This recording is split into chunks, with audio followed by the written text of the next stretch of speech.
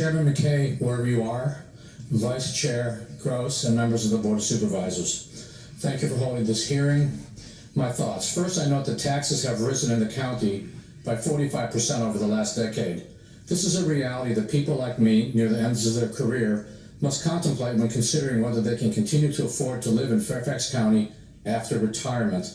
We've been carrying the freight for the board for decades, and when our turn comes to stop working, it would be nice if we could continue to live in our homes. While it is appreciated that the board recently enhanced tax relief for the elderly, many of we long-term county residents have homes that have a value, making our real estate tax bill prohibitive, and illiquid assets we don't want to have to sell to remain in the county. We must all learn to live within our means, and that includes county government. The real estate tax rate should be lowered so there is no net tax increase this year. The largest component of the county budget is the transfer to the school system. While I understand the board has no say in how the school board spends the transfer money after they receive it, the board ought to tell the school board about actions it thinks the school board should refrain from doing. At the top of the list is the litigation involving Thomas Jefferson High School for Science and Technology. The school board decided to change the admission standards to change the racial mix of this school. A lawsuit ensued, and Judge Hilton ruled that there was an unconstitutional racial motivation for the changed admission policy and struck it down.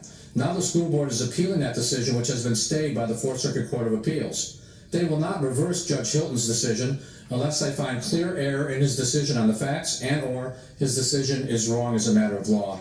The school board should not be spending our tax money paying outside lawyers to mount an appeal. The annual legal expenses expended by the school board have now risen to, I'm told, $6 million as the school board battles to protect racist admission policies and fight parents who are just looking out for the best interests of their children concerning both health issues and curriculum issues. Did anyone notice the gubernatorial election last November? This out-of-control spending on litigation must stop, and I'm a trial lawyer saying that.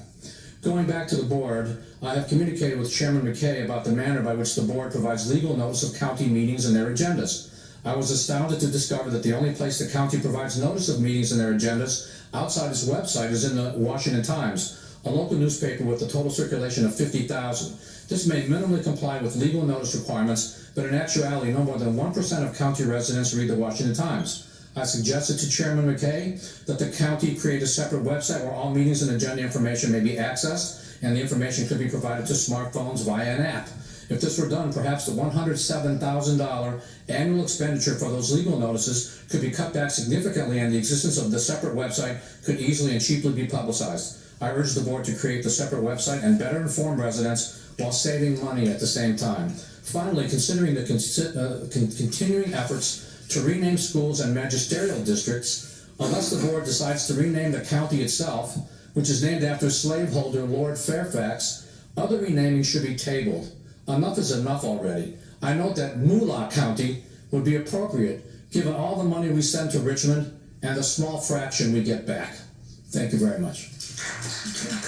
Our next speaker is